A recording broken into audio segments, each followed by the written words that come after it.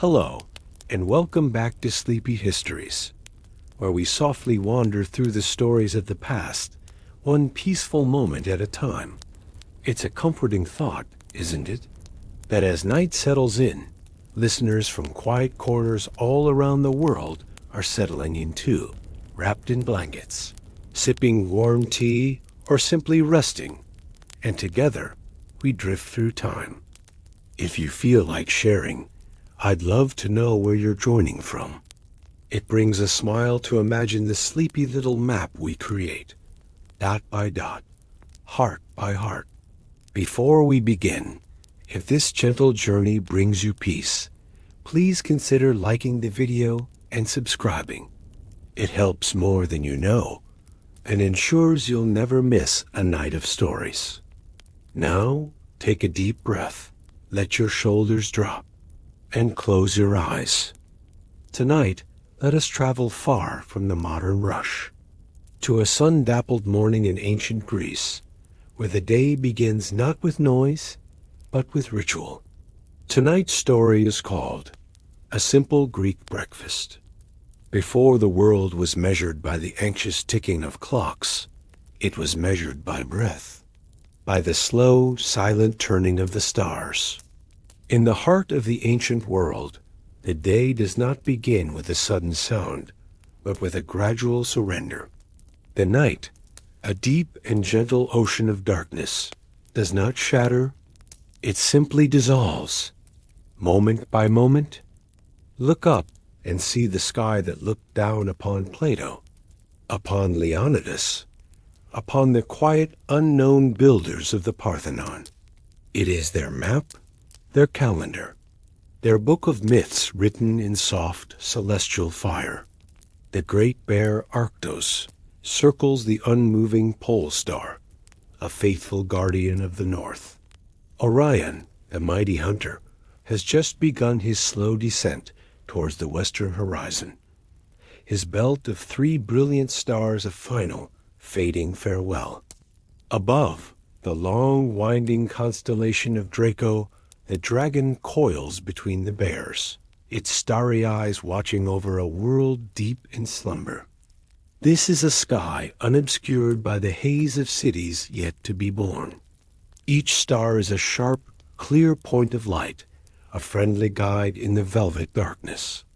And beneath this cosmic canopy, the land of Attica lies sleeping. Long before the first hint of dawn, a profound stillness holds dominion. The air, carrying a surprising coolness, even in the promise of a hot summer day, is a vessel for the land's quiet perfume.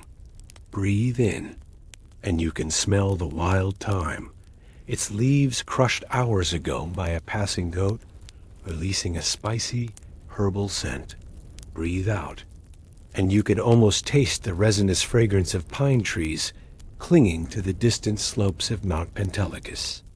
And underneath it all, carried on the softest of breezes, is the faint, briny tang of the Saronic Gulf, a sea that lies sleeping just beyond the horizon, its waves whispering gently against shores you cannot see. Here, in the countryside, a few hours' peaceful walk from the sleeping city of Athens, life is tethered not to the clamor of politics or the arguments of philosophy, but to the earth itself. It is a life of quiet cycles, of patient seasons, of the rich, dark soil, and it is here, in this deep and peaceful stillness, that our story of a simple meal begins. In a small, modest farmhouse, an oikos, a man named Lycomedes, sleeps. His is a sleep born of labor, deep and untroubled. He is a farmer, a man whose hands are shaped by the smooth wood of the plow, and whose face is a map of his years under the sun. He will not command armies.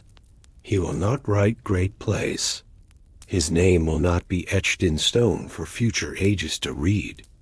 His legacy is quieter and perhaps more profound. A well-tended olive grove, a healthy, sleeping family, a life lived in gentle harmony with the rhythms of his world. He sleeps not on a soft, yielding mattress, but on a simple wooden frame, strung with leather straps that have been softened by years of use. A cushion stuffed with clean, dry wool cradles his head. Beside him, his wife Lyra breathes in a soft, even rhythm. Her sleep is just as deep. In a small, cozy alcove, their son, 7-year-old Alexios, is curled beneath a warm blanket woven from goat hair, lost in the boundless, peaceful landscapes of a child's dream. The farmhouse is built of simple things. The foundation is made of stones gathered from the surrounding fields, fitted together with patience. The walls are thick, made of sun-dried mud brick, which holds the coolness of the night long into the day. The floor is nothing more than the earth itself, packed down over generations until it is as hard and smooth as stone. The air inside is cool and still, smelling of wood smoke from last night's fire, of drying herbs, and of the faint, clean scent of clay. A rooster crows in the far distance. It is a lonely, piercing sound in the vast silence. Not an alarm, but a first gentle suggestion that the world is beginning to stir. Inside the house, Lycomedes does not startle. His waking is as gradual as the coming dawn. He simply becomes aware. His breathing changes, deepens. He opens his eyes, not to light, but to a darkness that is now subtly different. The absolute black of the deep night has softened into a gentle, deep gray. He sits up slowly, his joints making a soft, cracking sound in the quiet room. There is no alarm clock, no urgent call to action. The signal to wake is internal, a clock of flesh and bone, wound by a lifetime of rising with the sun. It is a knowledge passed down from his father, and his father's father before him. A simple, unspoken truth. The day's work is long, and it must begin in the cool, gentle hours, before the sun's great heat becomes an enemy to be endured. He swings his legs off the bed, and his bare feet meet the cool, smooth earth of the floor. He stands, a silhouette against the pale rectangle of the window, and moves with a quiet economy that comes from long familiarity. He needs no light to guide him. His body knows this space as it knows itself. His path takes him past the great loom that dominates one wall. Its vertical threads, strung and ready, stand like a silent harp, waiting for Lyra's hands to give it a voice, to weave the threads of their life into cloth. He passes the row of large clay storage jars, the pithoi, their swollen bellies half buried in the earth, to keep their precious contents cool. They hold the family's wealth, a wealth not of gold or silver, but of life itself. Golden olive oil from their own trees, pale barley from their small field, dark wine from the vines that cling to the sunny side of the hill. This is the treasure of a farmer's life, the sweet fruit of a year's patient labor. He steps out into the central courtyard, which is open to the sky. The air here is even cooler, and it feels fresh and clean. The first true light of dawn is beginning to gather in the east. The sky is no longer gray, but a soft, ethereal violet. The brightest stars have begun to fade, as if melting into the growing light. He looks up, gauging the time with an expert eye, a skill learned from a lifetime of watching the sky. As the light changes, his thoughts turn to the day ahead. His mind moves slowly, calmly, planning the gentle rhythm of his work. The goats must be moved to the upper pasture, where the grazing is still good. A stone wall at the edge of the barley field, tumbled by winter rains, needs mending. The endless, patient war against the quiet encroachment of weeds must be waged. It is a day of 1,000 small, essential tasks, each one a quiet conversation with the land. And it will all begin, as every day begins, with the Akratisma. Akratisma, the breaking of the fast.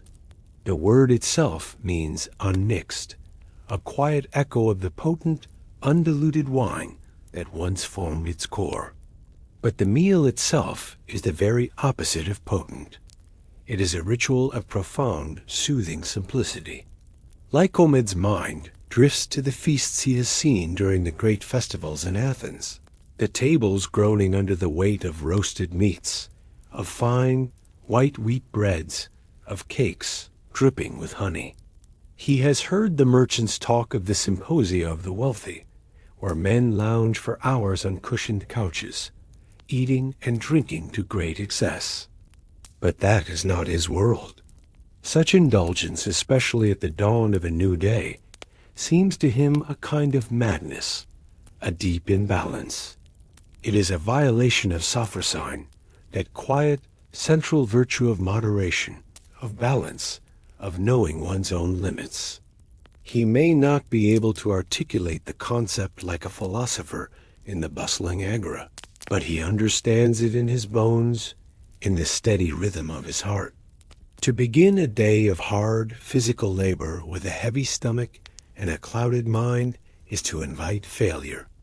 The Akratisma is the very embodiment of this quiet, simple wisdom.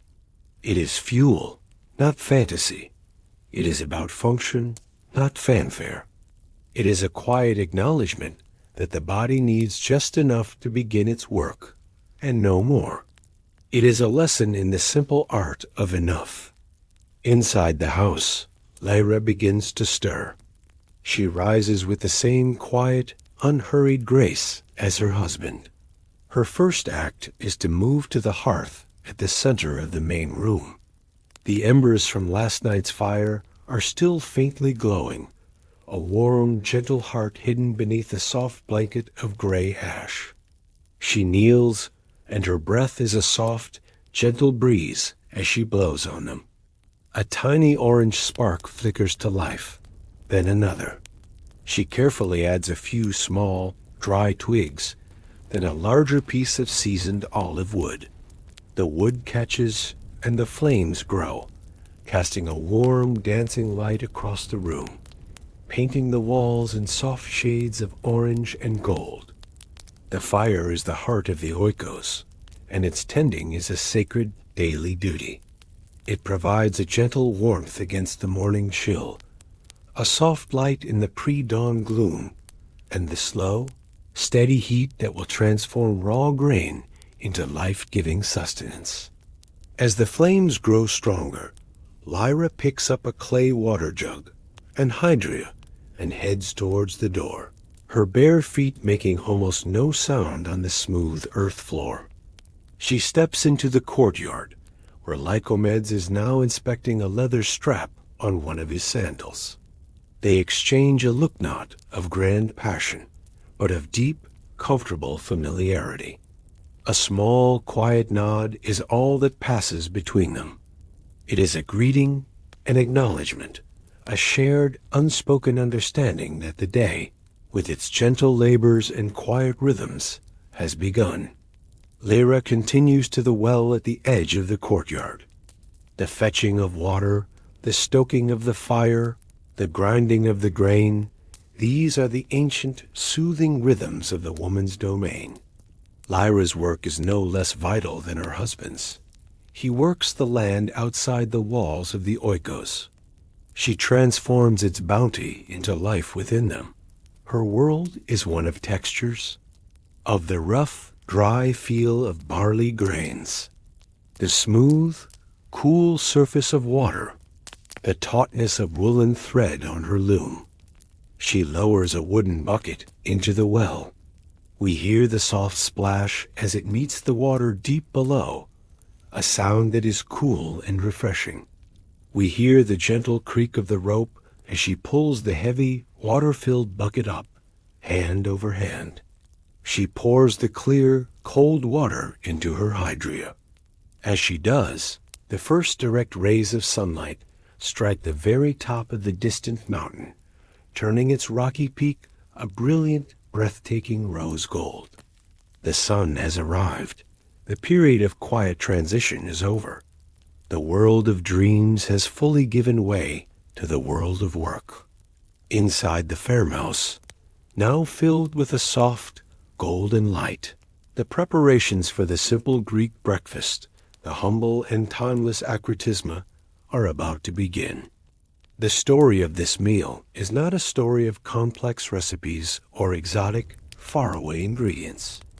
It is the story of the earth itself, and of the two foundational elements that have sustained this culture for centuries: the grain from the soil and the wine from the vine. The lifeblood of the ancient Greek household was not gold, but grain. It was the quiet promise of survival, stored in the cool, dark earth. A full pithos meant security against the lean months, a peaceful mind in the face of winter.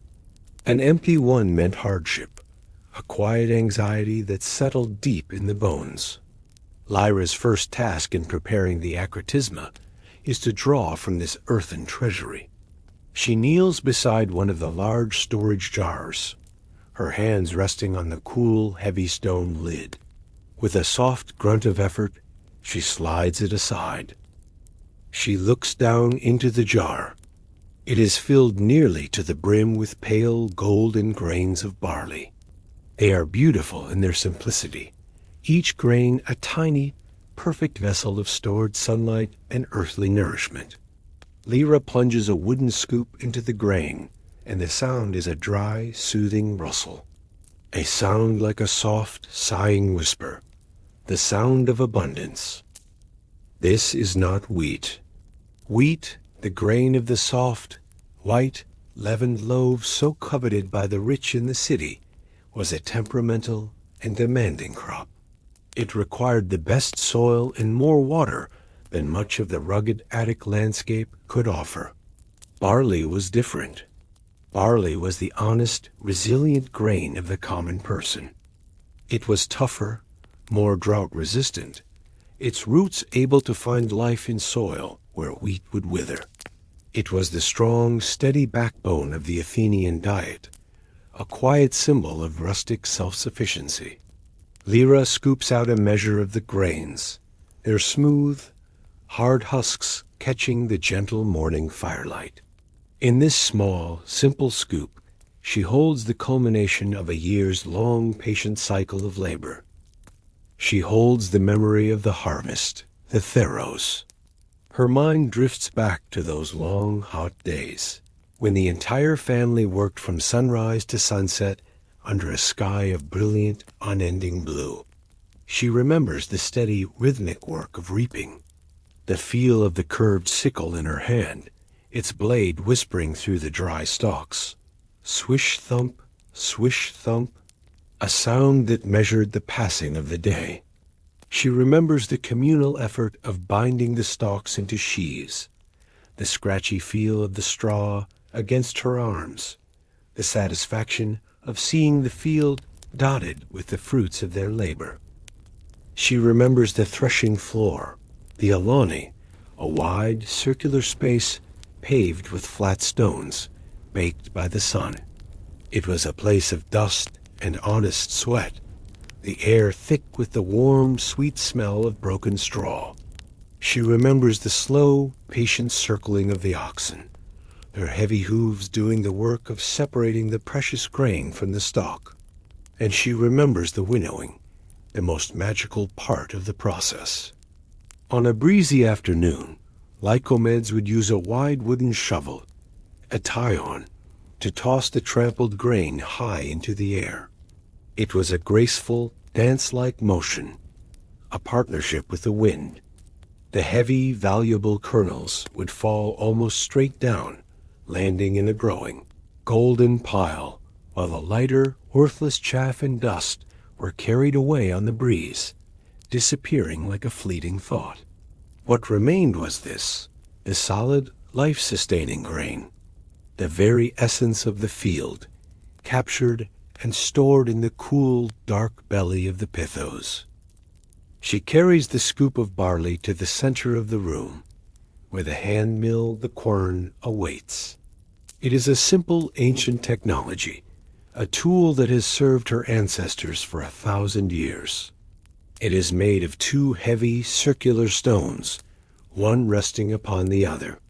The bottom stone is stationary, solid, rooted to the earth. The top stone has a wooden handle and a hole in its center. Lyra pours the barley grains into the hole, their soft rattling a pleasing sound in the quiet room. She grips the wooden handle, a piece of wood worn smooth by her own hands and the hands of her mother before her. She begins to push. The top stone begins its slow circular journey. It grinds against the bottom stone with a gritty, scraping sound, a rhythmic, hypnotic whisper. She. It is the sound of transformation. It is the sound of effort, of muscle and patience, converting the potential of the grain into the reality of sustenance. The sound is the true rhythm of domestic life, a sound that has echoed in households across this land for countless generations. For Lyra, this is a time of quiet, moving contemplation. The steady, repetitive motion frees her mind to drift and wander. She thinks of the weaving she must complete, a new, soft chiton for Alexios, who seems to grow taller with every passing moon. She worries about a goat that seemed unwell yesterday, making a mental note to check on it. She plans the evening meal, thinking of the lentils and onions she will use. And all the while, the flour spills out from between the two great stones, a fine pale powder piling up like a soft miniature mountain, a mountain of her own patient effort. She stops, and the silence that follows the grinding feels deep and peaceful. She brushes the flour into a shallow wooden bowl. She inspects it with an expert eye. It is a coarse, slightly grayish flour, full of the goodness of the whole grain. It is nothing like the fine, white, lifeless powder of the wealthy. She adds a small pinch of salt, precious salt saved from evaporated seawater, a taste of the distant ocean. Then, from the hydria, she pours in a little cool, clear water. The recipe is the soul of simplicity. There is no yeast, no magical leavening to make it rise. The bread of the acritisma is not meant to be light and airy. It is meant to be dense, substantial, and above all, durable.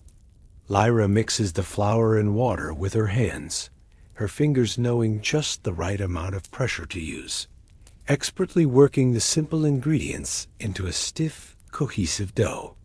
The feeling of the dough is familiar and comforting, cool and slightly rough against her skin. She kneads the dough for a short time on a smooth, worn wooden board, then shapes it into several small, flat, round discs. She carries them to the hearth. On the hot, clean stones at the edge of the fire, she places the discs of dough. The smell soon fills the room, a warm, earthy, nutty aroma. It is the smell of security, the fundamental scent of home, a fragrance that speaks of comfort and care. She bakes the bread until it is hard and dry. For today's meal, this is enough. But often, she would bake it a second time, a day or two later, on a cooler part of the hearth. This twice baking creates paximati. This slow, patient process removes every last drop of moisture, turning the bread into a hard, dense rusk that can last for months without spoiling. It is the food of soldiers on the long march, of sailors on voyages across the wine-dark sea, of farmers who need a midday meal that will not perish in the heat of the sun. It is a bread born of deep necessity, a quiet testament to Greek ingenuity in a world without our modern conveniences. Its hardness is not a flaw. It is its greatest virtue, a promise of nourishment for a future day. As Lyra tends to the bread, Lycomedes enters from the courtyard. He has finished his initial checks of the farmstead, ensuring the animals are safe and well. He nods at Lyra, a silent acknowledgement of her work, then heads to another corner of the room, towards a wooden ladder that leads down into a small, dark opening in the floor. While Lyra commands the world of grain, Lycomedes is the master of the vine. He descends into the Pythos cellar, a semi-subterranean space dug out of the cool earth beneath the house. The air here is instantly different. Cool, damp, and fragrant with the sweet, fermented scent of wine and the clean, earthy smell of clay. This is the second pillar of Greek life. Oinos, wine. Like the barley, the wine in these clay amphorae represents a year of hope and hard work, a collaboration between human hands and the divine gift of the sun. The faint, resinous tang in the air comes from pine resin, used to seal the porous clay of the jars, preventing the wine from turning to vinegar. It imparts a distinctive flavor, a practice that survives to this day in modern Greek retsina. Lycomedes selects a smaller amphora and carefully removes the clay stopper. As he does, his mind, too, drifts back in memory, back to the autumn grape harvest, the trigados. To pour the wine is to remember the joy of that time. Unlike the grim, solitary work of the grain harvest, the trigados was a time of communal celebration, of laughter and song. He remembers the vineyard, the vines heavy with ripe, purple grapes, their skins dusted with a silvery bloom. He remembers working alongside Lyra, Alexios, and their neighbors, the air buzzing with excitement. A festival atmosphere presided over by the joyful spirit of Dionysus, the god of wine, ecstasy, and liberation. He remembers the pressing of the grapes, an act of ecstatic release. To the music of the aulos, a double reed flute, the young men of the village would dance on the fruit in a large stone vat, their feet and legs stained deep purple. They were liberating the sweet juice, the glucose, which was then channeled into the large pythoi. There, the great, quiet mystery of fermentation would begin, a slow, bubbling, frothing transformation, guided by the wild yeasts that drifted on the autumn air. It was a process that seemed divine, a true gift from the god himself. Back in the present, Lycomedes carefully pours some of the dark, reddish wine from the amphora into a small pitcher. He replaces the stopper and ascends the ladder, returning to the main room, where Lyra has now set the freshly baked, hard barley cakes on a simple wooden platter. The final crucial step in the preparation now takes place. It is an act that, to the Greeks, separated the civilized man from the barbarian. Lyra brings forth the crater, a large, wide-mouthed ceramic bowl, beautifully decorated with painted figures of athletes or scenes from myth. It is a piece of functional art, cherished by the family. The crater was not for drinking from. It was for mixing. Lycomedes takes the pitcher of wine and pours a measure into the bowl. Then, Lyra adds water from her hydria. The ratio is precise, a wisdom learned through generations of practice.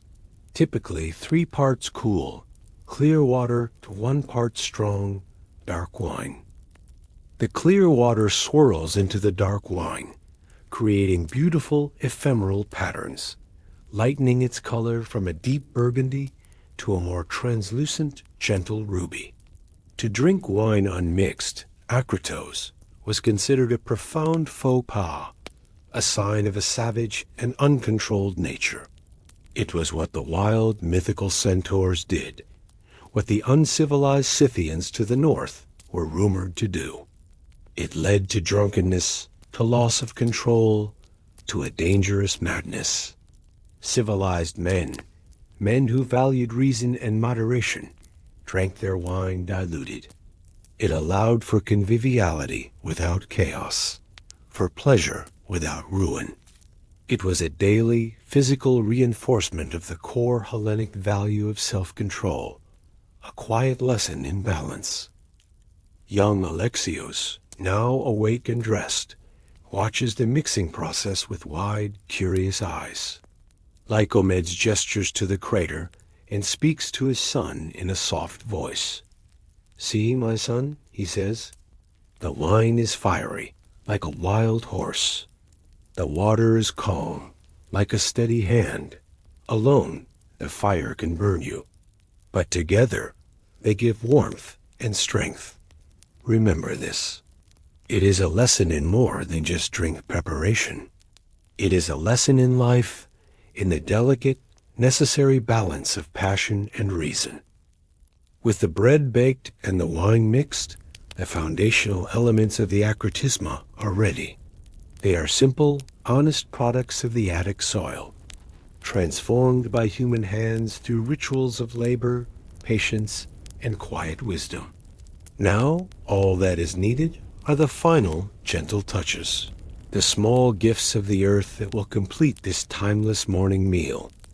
The Greek oikos did not end at its walls.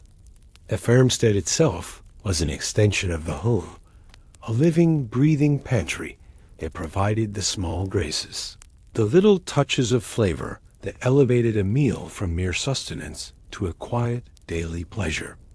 Young Alexios, his sleep-filled eyes now bright with the morning, runs out into the courtyard. His bare feet, which know every stone and patch of earth, carry him past the well, past a small enclosure where chickens cluck and scratch in the dust, and head directly for a small grove of trees that stand like patient, silver-green guardians on the hillside. He runs towards the most revered of all Greek trees, the olive. The trees in this grove are magnificent. They are not planted in neat, orderly rows as a modern farmer might plant them, but are scattered across the hillside in a way that seems both random and perfectly natural. Their trunks are thick, gnarled, and twisted into fantastic sculptural shapes by centuries of patient endurance against wind and sun. Their bark is deeply fissured, like the wrinkled, wise skin of a very old man. The leaves are a unique and beautiful color, a dusty sage green on top and a shimmering, silvery white underneath. When the gentle morning breeze rustles them, they create a constant, soft flicker of light, as if the trees themselves were breathing. These are not just trees, they are ancestors. Some of the olive trees in this grove may have been planted by Lycomedes' grandfather, or even his great-grandfather. They are a living, breathing link to the family's past, a testament to their enduring, unspoken bond with this specific patch of land. To plant an olive tree was an act of profound, selfless optimism, a gift to a future generation you might never live to see, for the trees take many, many years to bear their precious fruit. Lycomedes follows his son into the grove.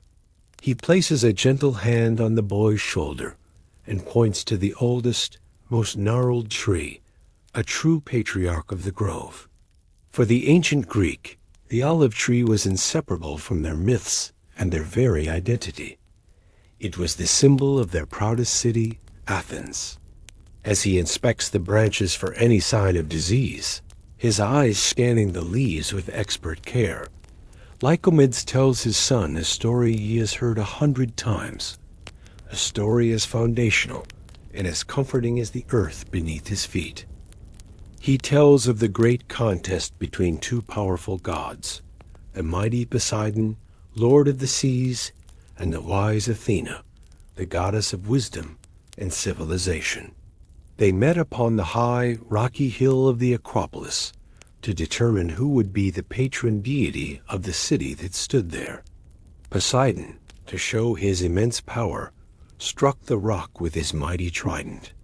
From the rock, a spring of water burst forth, a great fountain that shimmered in the sun. But the water was salty, the water of the sea.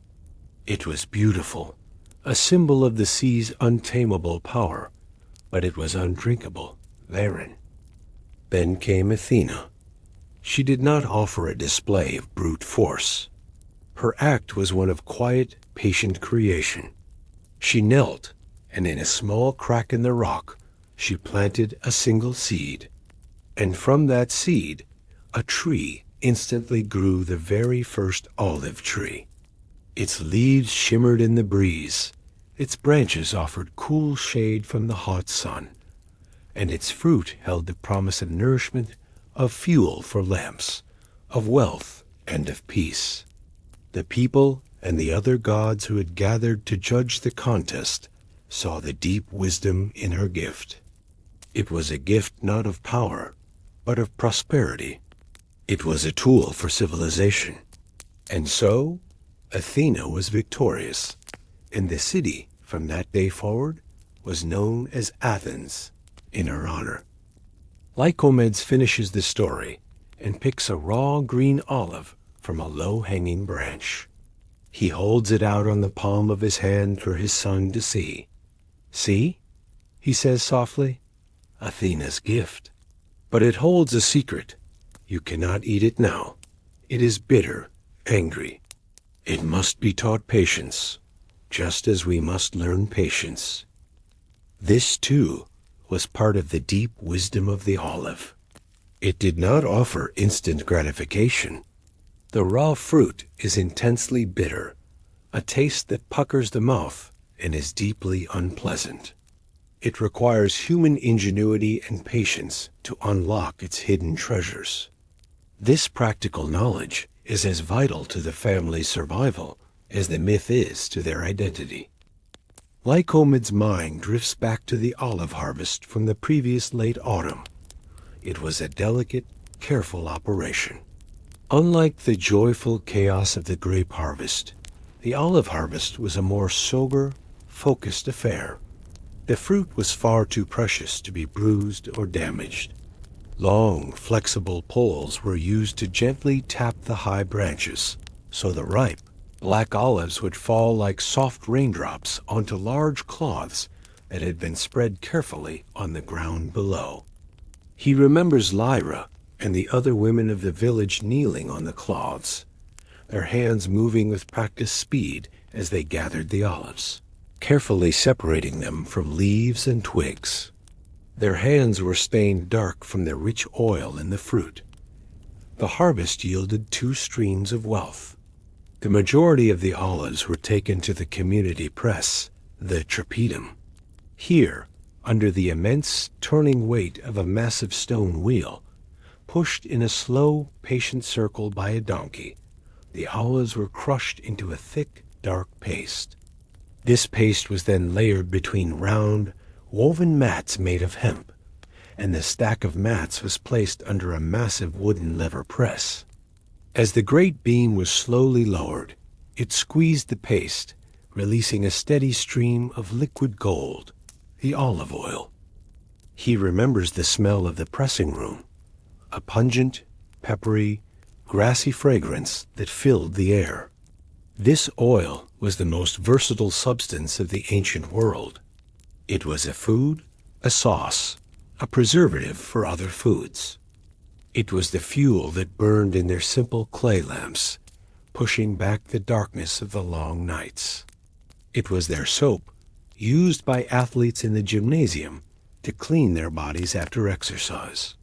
It was a medicine, a base for perfumes, a sacred liquid poured as an offering to the gods. It was, in every sense, the light of Greek life. The smaller portion of olives, the ones set aside for the table, underwent a different, slower transformation. They were cured. Some were cracked open with a stone and soaked in fresh water, with the water being changed daily for many weeks, a long, patient process to leach out the bitterness. Others, like the ones the family would eat this morning, were simply layered with coarse sea salt in a large clay pot. The salt worked its slow magic, drawing out the bitter juices and leaving the olive wrinkled, tender, and intensely flavorful. Back in the present, Lyra emerges from the house. She carries a small, shallow clay bowl. In it rests a small handful of these wrinkled, salt-cured black olives. They glisten in the morning sun, not with dew, but with their own rich, natural oil. This is the first accompaniment for the acratisma, a taste of salt, of healthy fat, of the patient, ancient earth. But the simple palate of the meal requires balance. It needs a counterpoint to the savory, salty olive. It needs a touch of sweetness. And for that, the Greeks looked to another of the courtyard's treasures. The camera of our mind pans from the gnarled olive tree to another, smaller tree growing near the warm, sun-drenched wall of the house. It has enormous, beautifully shaped leaves that look like giant green hands. This is the fig tree, the cyke. The fig. If the olive was the symbol of prosperity and peace, the fig was the symbol of rustic abundance, of simple earthly sweetness. Its fruit, unlike the olive, could be eaten directly from the branch in the late summer. A moment of pure, sticky-fingered indulgence, a true gift of the season. Lycomedes remembers holding a much younger Alexios up in his arms, so the boy could reach and pluck a ripe purple fig from the tree. He remembers the boy's face breaking into a wide, juice-smeared grin of pure delight. But like all fresh pleasures, the season of the ripe fig was fleeting. To capture this sweetness for the rest of the long year required, once again, a partnership with the sun. After the harvest, the ripe figs were laid out carefully on reed mats on the flat roof of the oikos. There, they were left to bake in the relentless heat of the late summer sun. Day after day, they would shrivel and darken, their water evaporating, their natural sugars concentrating into a potent, chewy morsel of stored sunshine. Lyra now adds the second accompaniment to the simple table. A few of these dark, dried figs. They are leathery to the touch and are dusted with their own crystallized sugar, which sparkles in the light. They sit in stark, beautiful contrast to the glistening black olives. This was the primary source of sweetness in the common diet. Refined sugar was a thing of the far, unknown future. Honey was available, but it was a more valuable commodity, used with care. The humble dried fig provided that necessary burst of energy, a natural confection to balance the savory elements of the meal. Today, there is one more small treat. Lyra brings a small, crumbly piece of white goat cheese, wrapped in a fresh fig leaf to keep it cool. It is not a complex, aged cheese, but a simple, fresh cheese, made just yesterday from the milk of the family's own goats. Its sharp, tangy flavor will provide another layer of complexity to the meal. The family now gathers at the simple, three-legged wooden table. Lyra takes her seat. The table is now fully set. It is a study in beautiful, rustic simplicity. The coarse, tan-colored barley cakes. The bowl of watered, ruby-red wine. The small dish of wrinkled black olives. The cluster of dark, sweet figs. The small piece of white cheese. Each item is a direct product of the family's own land and their own patient labor. There is nothing on this table that has traveled more than a few hundred paces from where it was grown. There is nothing that has been artificially preserved or needlessly complicated. It is a meal that speaks of its origins with absolute, honest clarity. It is the taste of the Attic earth. A quiet mosaic of salt, sweet, and grain. Each element is a story, a myth, a season of labor, a lesson in patience. Together, they form the complete, balanced, and deeply traditional breakfast of ancient Greece. The stage is set for the experience itself, an act not just of eating, but of quiet, mindful participation in the slow, gentle cycles of the land. The family is gathered around the simple wooden table. The morning sun now streams into the courtyard, but the area under the portico where they sit is in cool, pleasant shade. The air is filled with the gentle sounds of the farmstead waking up, the soft, contented clucking of chickens scratching in the dust, the distant, gentle bleating of goats on the hillside, the low, happy buzz of an early bee investigating a flowering herb nearby. The meal begins. There is no formal prayer, no grand ceremony. The gods are not petitioned at this moment, because their presence is already deeply felt. Their spirit is in the honest grain of the bread, in the warming soul of the wine, in the life-giving fruit of the olive tree. The act of eating this food that has been grown and prepared with such patience and respect, is itself a quiet, unspoken act of reverence. The experience of the akratisma is defined not by what is said, but by what is done. It is a quiet ballet of function and form, a meditation in motion. We focus on Lycomedes' hands. They are strong, tanned, and calloused from his work, but his movements are gentle. He reaches for one of the hard barley cakes. He holds it for a moment, feeling its familiar weight and texture, the rough surface, the dense, almost stone-like quality. This is a food designed for longevity, a promise of nourishment for another day.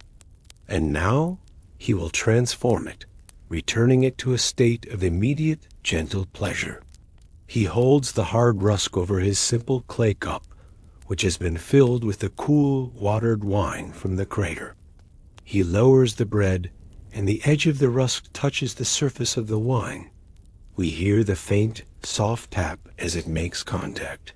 For a moment, nothing happens. The bread, in its hardness, resists. Then we see the dark, ruby-colored wine begin its slow, patient journey up into the pale, porous structure of the bread.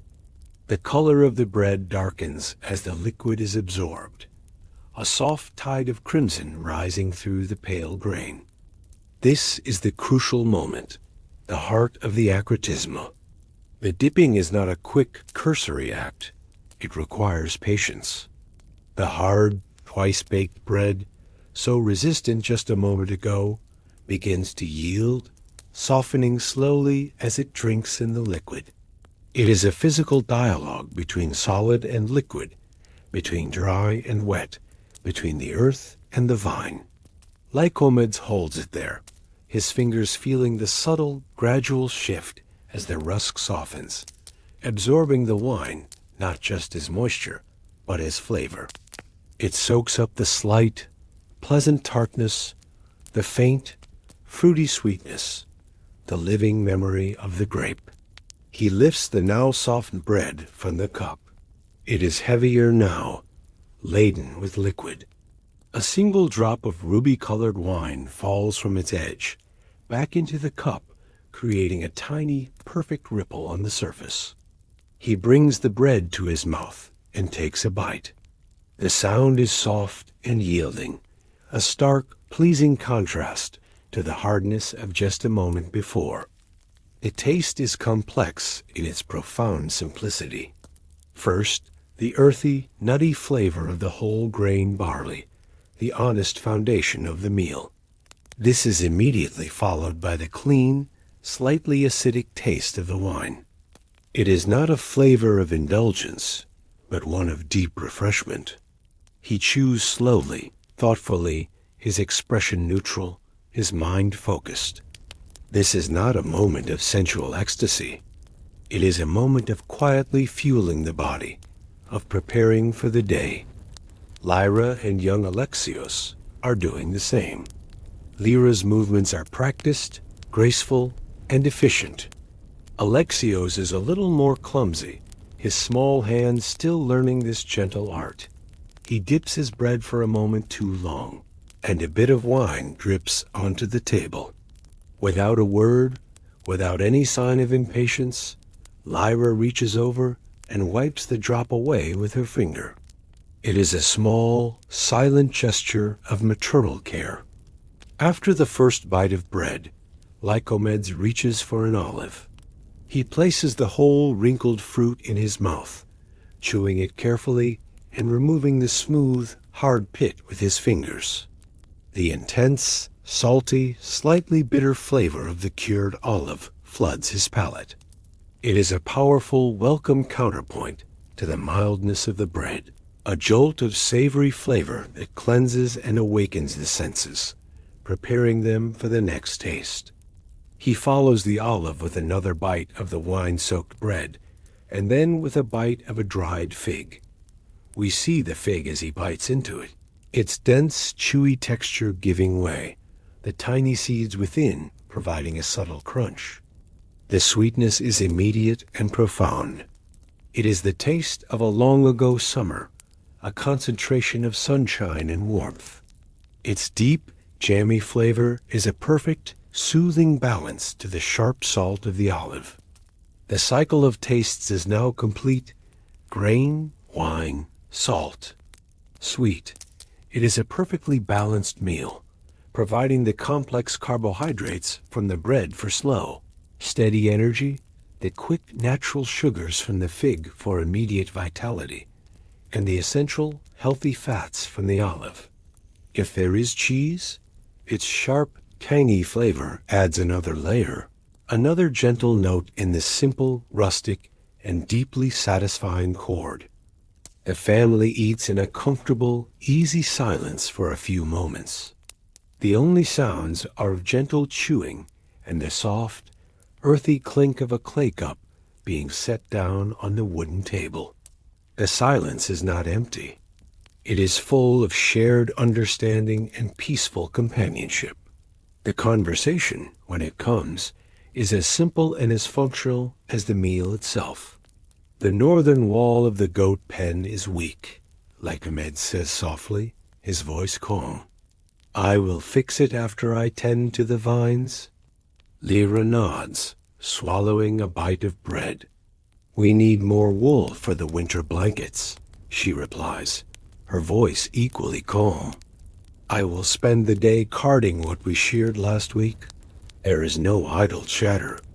The conversation is a verbal blueprint for the day's labor, a shared, quiet understanding of the tasks required to keep the oikos running smoothly.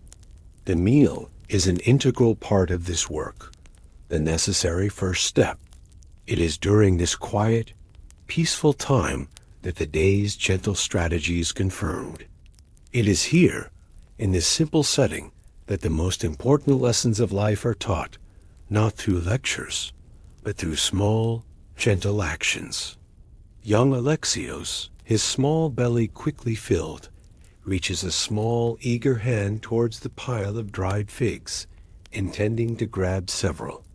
Lycomedes sees his son's eager hand. He does not slap it away or raise his voice. He simply reaches out and gently catches Alexius's wrist. His touch is light but firm. One, my son, he says softly, his voice full of gentle authority. Take one. Your belly is full. These must last us for many more mornings. A man who takes all he wants today will have nothing to eat tomorrow. Alexios looks at his father's calm face, then at the pile of figs. He slowly, deliberately, takes just one. He does not look resentful, but thoughtful, as if he has understood a deep and important truth. Lycomedes nods, a quiet look of approval in his eyes. This is sophrosine in practice. It is the lesson of moderation, of gentle self-control, of understanding the crucial difference between what one needs and what one wants. It is a lesson far more profound than any that could be learned from a dusty scroll. It is the deep, intuitive philosophy of the farmer, who knows that one must not eat the precious seeds that are needed for the next planting. It is the direct opposite of hubris, that arrogant pride, that dangerous excess which, in the great Greek tragedies, always leads to a hero's downfall. By teaching his son to control his appetite for figs, Lycomedes is teaching him how to be a successful man, how to live a balanced, peaceful life in a world of limited, precious resources. Lycomedes finishes his meal. He drains his cup of the last of the watered wine. His thoughts are already moving beyond the breakfast table, planning his day in the context of the larger, gentle rhythm of Greek meals. This acrotisma was the start. Around noon, when the sun is at its highest and hottest, he will take a short, welcome break from his work. His midday meal, the ariston, will be even simpler. It will likely be another piece of this same hard barley bread, which he will carry with him to the field, perhaps with a few more olives and a long, cool drink of water from a leather wineskin. It is just enough to ward off the weakness of hunger and allow him to continue his work in the afternoon. The main meal, the deipnon, is reserved for the evening. When the sun has set and the day's labor is finally done, the family will gather again. That meal will be more substantial, a reward for the day's toil. Perhaps a thick, comforting lentil soup, or a slow-cooked stew of vegetables from their garden onions, garlic, cabbage, all flavored with rich olive oil and fragrant herbs. On a rare, celebratory occasion, there might be a small piece of fish from the market, or even a little goat meat. The deipnon is the time for replenishment, for relaxation, for sharing the stories of the day. The acrotisma, then, is understood in its proper context, not as a main event, but as a humble, gentle prologue.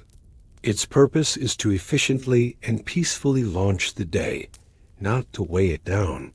The meal is over. It has taken no more than 15 minutes. Lycomedes, having eaten, now stands. He picks up a hoe and his wineskin. He gives a final, quiet nod to Lyra, and a gentle, loving touch to Alexius's head, and walks out into the bright, welcoming morning sun.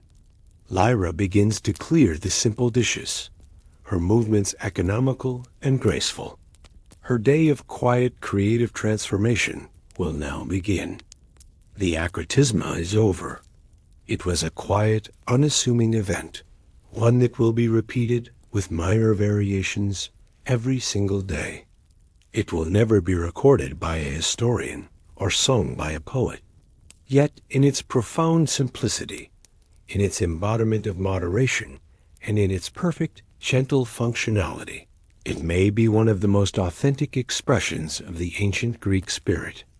It is a meal that prepares the body, focuses the mind, and reinforces the fundamental values of a peaceful, balanced civilization. And so the day begins. The acrotisma has fulfilled its gentle purpose. It has provided the necessary energy, reinforced the quiet bond of family, and set the tone of moderation and purpose for the peaceful hours to come. We watch as Lycomedes walks away from the farmhouse. He walks with a steady, purposeful stride, his hoe resting comfortably on his shoulder. He is a small human figure against a vast, sun-drenched landscape of silver-green olive trees and warm, golden-brown earth. He disappears over a rise, on his way to his fields, on his way to his endless, quiet dialogue with the soil. Back at the oikos, the rhythmic, gentle thump-thump of Lyra's loom has begun, a sound that will provide the steady, comforting heartbeat of the household for the rest of the day. The simple Greek breakfast is over. Its memory dissolves, like a pleasant dream, into the gentle labor of the present. Let us imagine that we can float up and away from the farmhouse. It gets smaller and smaller until it is just one feature among many in the rolling, peaceful Attic countryside. We continue to rise, soaring higher and higher, the details of the landscape blurring into soft, beautiful patterns of green and brown. From this vantage point, we can see time itself begin to move, not as a frantic rush, but as a slow, graceful river. The sun arcs across the sky in a soft blur of motion. The seasons flash by in gentle seconds. The vibrant, hopeful green of spring gives way to the deep, golden brown of summer, which melts into the rich russet of autumn, and then softens into the stark, quiet gray of winter. The cycle repeats again and again, a slow, endless, beautiful dance. In this gentle flow of time, Lycomedes and Lyra grow old, their faces becoming as lined and as beautiful as the bark of their olive trees. Alexios grows into a strong, kind man, takes a wife, and teaches his own son the quiet lessons of the Akratisma. Generations pass like soft, easy breaths. Great empires rise and fall in the distance. The gods of Olympus are slowly forgotten, and new ones are worshipped. Languages evolve, their sounds softening and changing over the centuries. The world changes in 1,000 dramatic ways. But some things, the most fundamental things, endure. The deep, quiet bond with the land, the ancient wisdom of the seasons, the sacred trinity of grain, grape, and olive, and the gentle spirit of that simple morning meal passed down not in written recipe books, but in the muscle memory of a culture, a quiet, unbroken thread of tradition. Let us allow the river of time to slow, and let us gently descend. The year is now the present day. We are no longer in Attica, but on the beautiful island of Crete, an island famous for its fierce, proud independence and its deep, abiding connection to ancient traditions. We descend upon a small, whitewashed village, clinging peacefully to a hillside. The morning sun is bright, the sky a familiar, brilliant blue. In a modern kitchen, a woman named Eleni is preparing breakfast for her family. Her kitchen has electric lights and a refrigerator, things that would have seemed like impossible, wondrous magic to Lyra. And yet, as we look closer, the gentle echoes of the past are everywhere. On her counter, she places a large, round, dark brown rusk. It is a Cretan paximati. It is made from barley, just as Lycomedes' bread was. It has been twice baked for preservation, just as his was.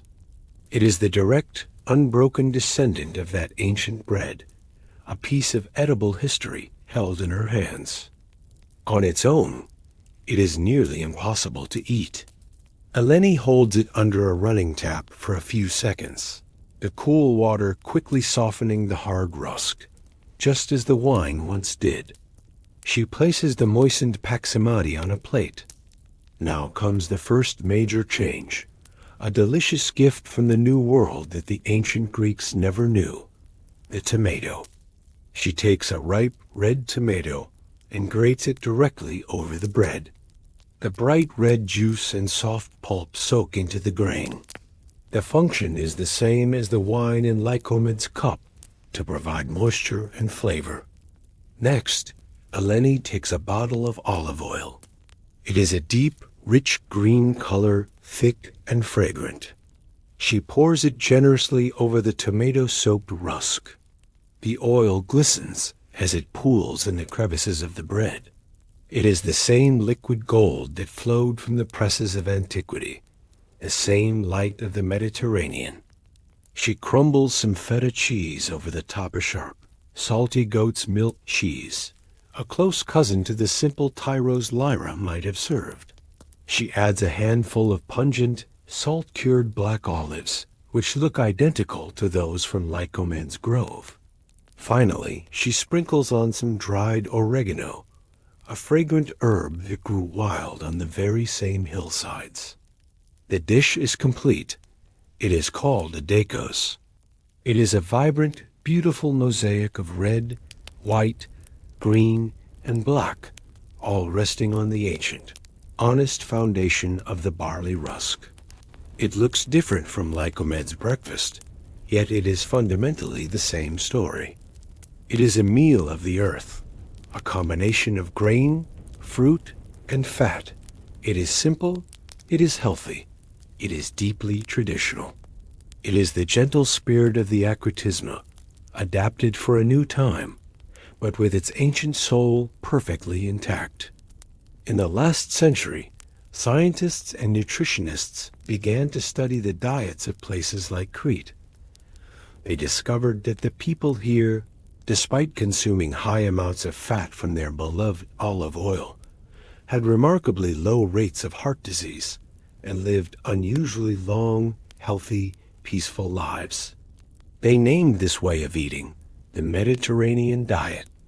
Today, this diet is celebrated all over the world as a model for healthy living. Its principles are lauded by doctors and health experts. But it is not a new invention. It is not a modern fad. It is an ancient wisdom, a pattern of eating born not from scientific study, but from the simple, practical realities of the land. It is a diet based on what was available, what was sustainable, and what was sensible. It is the diet of Lycomedes. And the simple, humble Akritisma was not a footnote in this story. It was the quiet, unassuming opening chapter. And so, what is the final legacy of this simple Greek breakfast? It is a gentle, powerful reminder that our relationship with food is a deep reflection of our relationship with the world. The Akritisma was not about consuming a product. It was about participating in a slow, beautiful cycle. It was a meal that demanded patience, first from the land to produce it, and then from the person eating it. It embodied the quiet philosophy of sophrosyne, of knowing what is enough. A lesson perhaps more critical today in our modern world of boundless choice and mindless consumption than ever before. To understand the Akritisma is to understand that a meal can be more than a collection of calories. It can be a story, a ritual, a philosophy. It teaches us that a day does not need to begin with complexity to be productive, nor with excess to be joyful. It begins with a quiet moment of connection, a connection to the earth, to our own history, and to the simple, profound wisdom of taking only what we need. Tea is a timeless breakfast because its ingredients are not just bread and wine, but simplicity, moderation, and a deep, abiding respect for the gentle gifts of the earth. And now, with these thoughts, you can rest, you can drift, you can sleep. And so, our journey into the past comes to a quiet close. If you're still awake with me, I hope this tale brought you a little peace. If you enjoyed our time together, a gentle like lets me know. And subscribing means you'll never miss the next calm adventure. If you know someone who might need a little comfort tonight, feel free to share this story with them. Thank you, truly, for being here. Until next time, I wish you the sweetest dreams.